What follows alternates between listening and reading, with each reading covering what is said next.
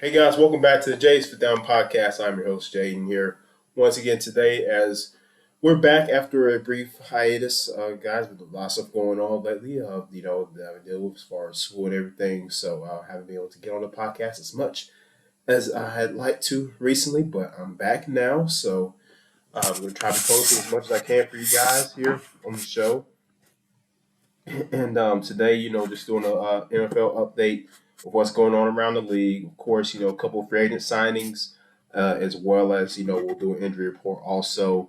But before we get to that, make sure you guys check us out here on the YouTube channel. Subscribe. Make sure you like, comment, share with your friends as we continue to grow this channel, grow this family. So we ask you if you would like to be part of the family of the Jason Down. Please, just like I said, subscribe to the channel. We're also on all the podcast platforms, Spotify, Apple Podcasts, all those things, audio. So if you want to listen to it, we're available on those platforms as well. And of course, here on YouTube. So let's begin. So like I said, free agent signings, recently, of course, Zeke Elliott signed with the Patriots on a one-year deal, and Dalvin Cook signed with the New York Jets, as everybody predicted he would. It ended up happening after we were waiting a while, so that is official now. He's now a member of the New York Jets, and Zeke Elliott is now a member of the New England Patriots. So, interesting. So I'll give you guys my opinion on that here. First, I'll start off with Dalvin Cook. So, obviously, this is a move that everybody saw coming. I knew he was going to go somewhere. I mean, first, I thought it was going to be the Miami Dolphins. It would have made sense. He's from Florida, and with FSU, all that stuff. So it made sense. But no, he ends up, going to the Jets and joining Aaron Rodgers and joining that three, headed monster backfield, or making a three-headed monster backfield up there with Brees Hall, Michael Carter now, himself, Dalvin Cook along there as well. So it's going to be crazy up there, really. It's going to be crazy. I just didn't see that coming at all. But it's weird. It's real weird. I mean, it's weird. Now, so the Jets, you got Aaron Rodgers throwing the football, Garrett Wilson out wide. Alan Lazard. All those guys. And then in the backfield, you got Dalvin Cook, Brees Hall, Michael Carter, all three great backs. So you can expect to see more of a three-back system, running back by committee. I would expect all those guys would get a lot of touches, in different ways, passing game, of course, the running game, sweeps, all that good stuff. Put them out wide. So many things you could do there because all three of them can catch the ball out the backfield efficiently. So, it's a great move for the Jets. Great move. You're just adding to that offensive firepower. Aaron Rodgers now has some security there as far as in the backfield. It's always good when you're a quarterback to have good security in the backfield because you know that, hey, if they're shutting you down, they're limiting you as a quarterback, that you can rely on your running game, as well to help out. So that's always a good thing. And now he has that insurance there in that backfield with those three guys. So I think it's a great move. Cook, he had 1,000 yards last year. I think almost 10 touchdowns. I think in Minnesota. So he's still a very good back. And of course the whole thing with running backs lately is like they're not valued. They get injured. They lose their importance there. You replace them every 4 years. That kind of thing. So it is what it is with that. But other than that, I just think that. This is a great move for the New York Jets. Offensively, it's going to help them out. They already had a great defense. Now the offense is coming along. Of course, you did that when you got Aaron Rodgers there, and now you're just adding to that list. You're adding to that firepower, bringing in the more weapons. With Dalvin Cook. So I think it was a great move, and he's gonna be awesome there. Like I said, I don't expect it to be like a bell cow approach. So I don't think Brees Hall is gonna get all the carries. I don't think Dalvin Cook's gonna get all the carries, or Michael Carter for that, as well. I think it's gonna be by a committee system, running back by committee system.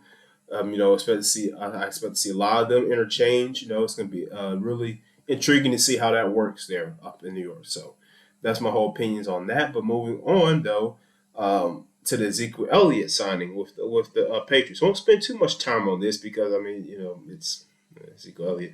But I mean, hey, it's the Patriots. They needed some help in the backfield. Ramondre Stevenson back there, and Ty Montgomery hasn't really been the solid running back too that he was expected to be. So you bring in a guy like Zeke. I mean, he had 800 something rushing yards last year, 12 touchdowns. So it was a good move. I guess to bring in that goal line.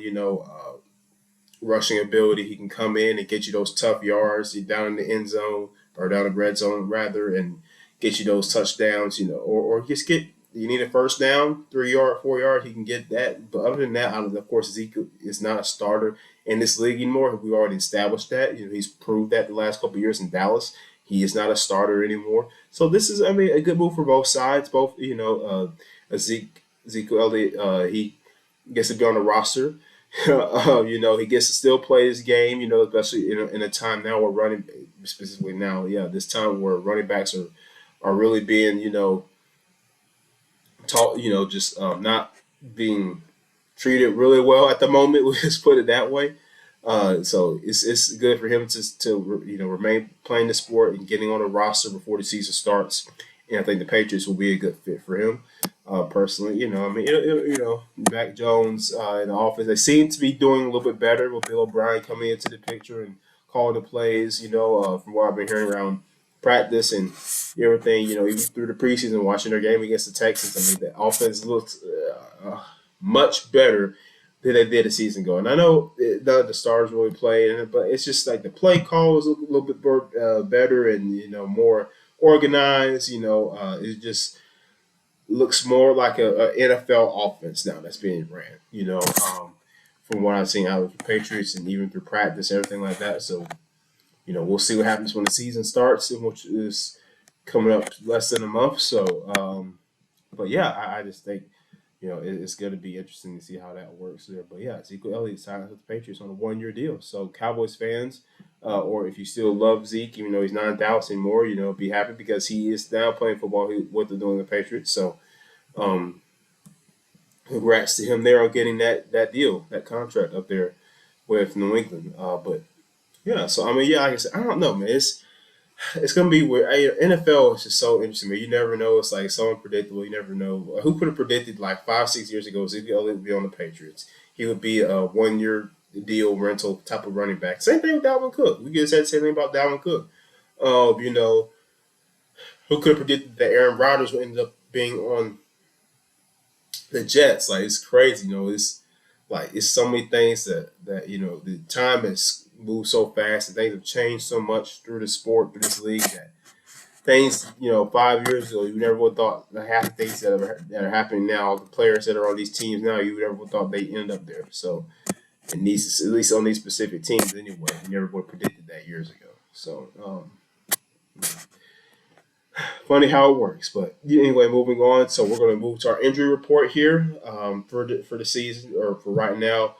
So Bucks wide receiver Russell Gage will miss the entire 2023 season with with a knee injury. So he went down today versus the Jets. I believe it was in the joint practices. So fortunate there for Russell Gage. Yeah, so he was really looking to be a big contributor to that offense. He was a third best receiver on that team a season ago, had 5 receiving touchdowns, 400 yards, over 400 yards receiving, played a big role, decent enough role in that offense. So I hate to see that for him.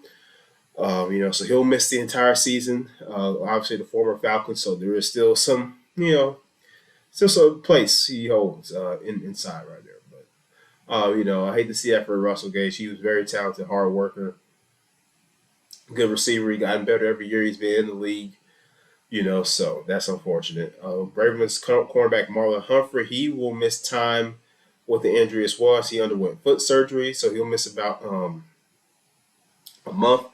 So he won't be available to start the season out for Baltimore. So that's another big blow as well to that Baltimore defense. So yeah, it's around the time now where people are start getting hurt, and injured in training camp. So yeah, we're just getting around that time. The season rolls around. As the season rolls around. So hopefully these guys can get better and heal up before the start of the season. But yeah, that's really all I have for you guys today on the podcast. I know it was a short episode today, but we're ready to get back into the groove of everything. So thank you guys for tuning in to the show. To Jay's Fit Down, as always. I'm your host Jay. Thank you guys, and we will see you next time.